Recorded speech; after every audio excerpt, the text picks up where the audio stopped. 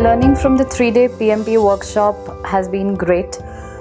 It has helped me refresh whatever I studied long back during my MBA days. But then I wasn't able to connect back those concepts to the practical knowledge that I was able to do it now.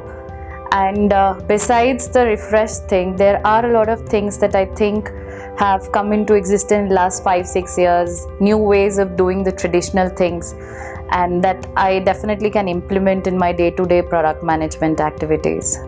So since a few months we were looking at something that would help enhance our knowledge, understand what's going on in the industry, how are things changing with course of time. So concepts have always been there since last 50 years or 30 years, but then how to implement it and how are these being used with the current trends. I think a lot of examples and the industry insights that have been shared during the last 3 years is very good to understand from product management perspective as to how things are taking turn these days.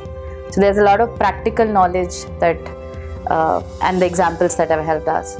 I think one would be the alumni network, which helps understand what other product managers are doing, and also from a refresh perspective, maybe not 1 year but maybe a few years later as to what's going on. So maybe some enhanced learning course or workshop that could be there would definitely be helpful again.